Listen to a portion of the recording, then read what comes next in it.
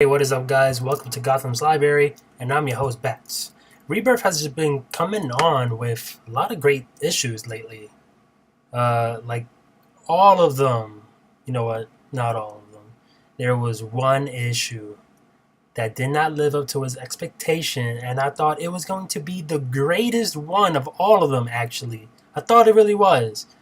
Well, I'm not gonna say which issue was it. No, I'm not gonna say it at all. I'm not gonna say who it was or what issue was it, but boy was it. It was okay. It wasn't bad, but it wasn't great or good. It wasn't. It didn't live up to expectation, you know. But this issue that I'm going to review right now, the one that's in my title, so you already know which one is it. It's probably the greatest Rebirth issue I've read since Rebirth has started. It is so good, guys. It is so good. Um, we're gonna do Red Hood and the Outlaws #1 today. So you already know, as always, there's gonna be spoilers in the review. If you don't want to be spoiled, you already know what to do. You can buy it, read it, love it, then come back here to enjoy the review with me. So let's get into it. Like I said, probably the best Rebirth comic that has come out since Rebirth started.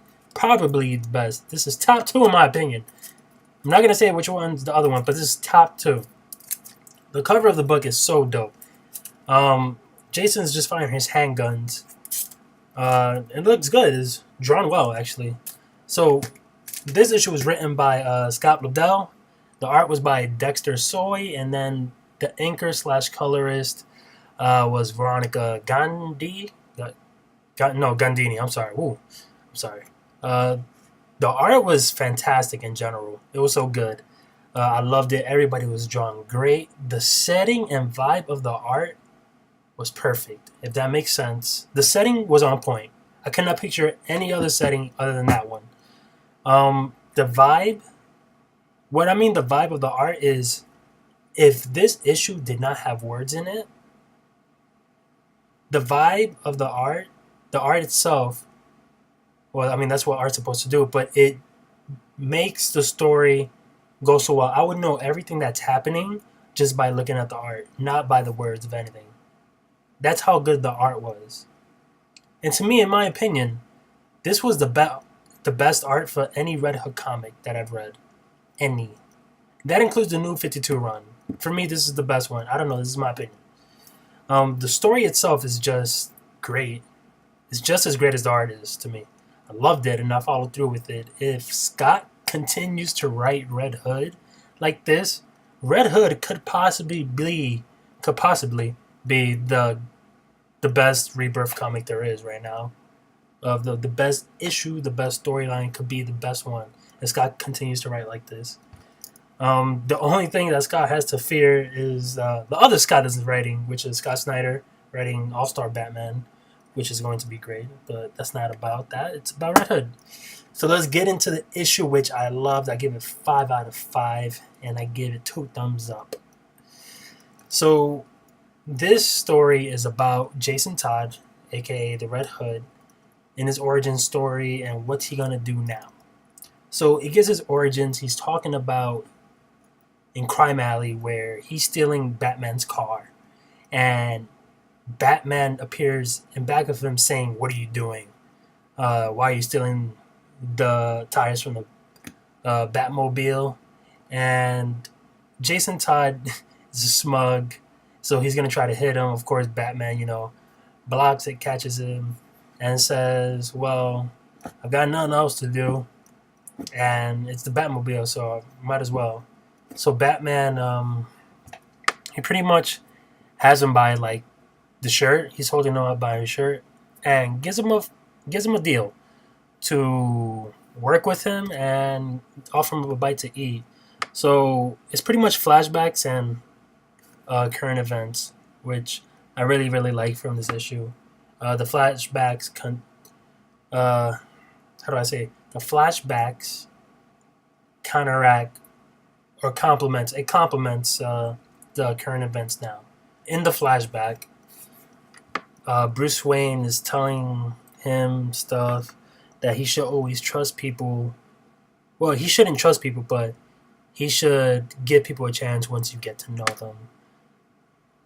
And he's giving him all this training after he reveals he's Batman.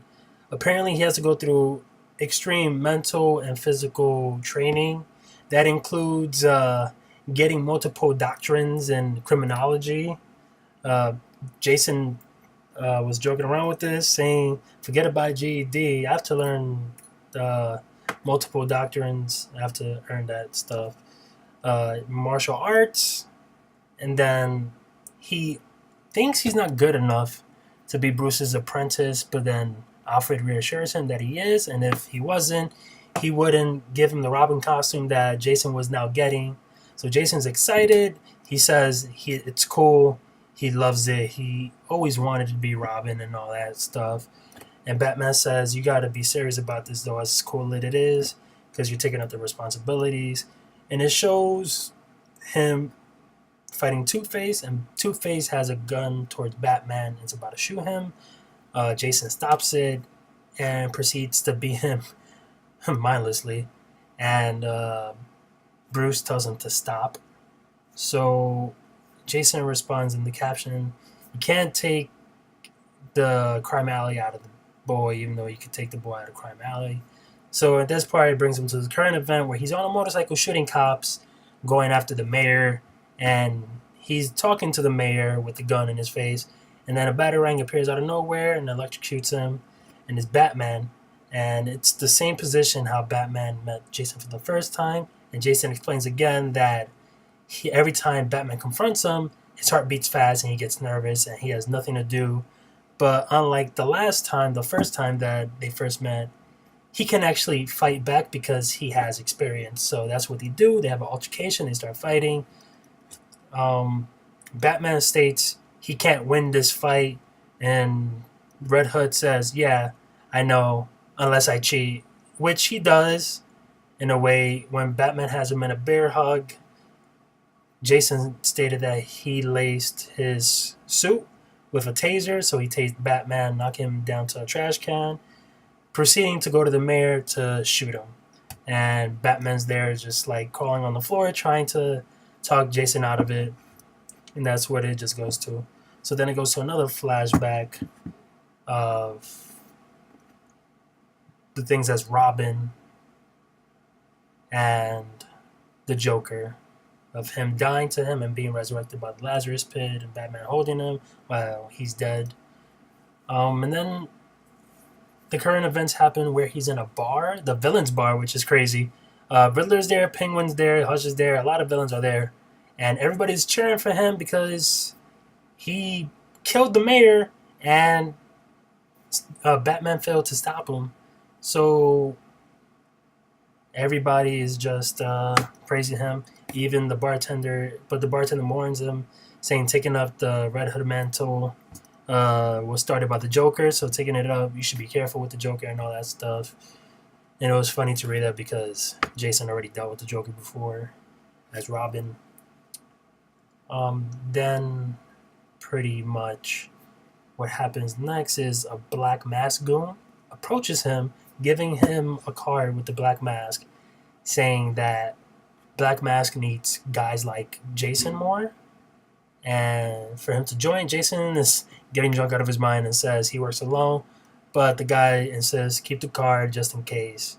So he's going to go back to his secret lair, which is a bomb bunker under a police station.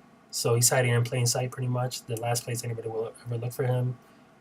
But Batman is there waiting for him, saying he went to the hospital. The mayor's alive. Everybody is fine. The cops is fine. The mayor is fine. He sedated the mayor and the cops.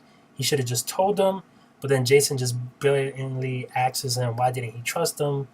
And then Bruce just says, if I didn't trust you, I would have never sent you on a mission on the ground and stuff. So pretty much I guess right now Jason is doing that to get underground, like deep underground Gotham, like the bad guys, where are they at? So Jason asks Batman to do that, and Batman doesn't want Jason to do that at all, because he's felt that if he could cross a line again, which was Jason being bad, turning into good, then he can go back into the dark side, which is what Batman does not want. because that's pretty much was his ward before, and he cared for him a lot and all that. And then Jason says, "No, it's because I'm not a Grayson." But then Bruce interrupts him saying that he don't have to be a Grayson or a Drake or a Wayne. He just cares for him a lot, and he's afraid that he's gonna cross the line. But initially, Batman does let him do the mission with certain standard that if he kills anybody or if he thinks he's going too deep, he's gonna pull him out. And if he kills somebody, he's gonna go after him. He's coming for him, pretty much. Which is the last thing anybody wants to hear from Batman, actually. But in the flashback, oh my god, backflash. In the flashback, you can see Batman and Robin trying to take a picture. It's pretty much for Alfred because Alfred is sentimental about it, so he wants a picture of Batman and Robin. So Robin is joking around saying, "Let's be spontaneous," and Batman's like, "No, serious." And then Jason's like, "No, let's be sexy," and then Batman's just, "No, let's be serious."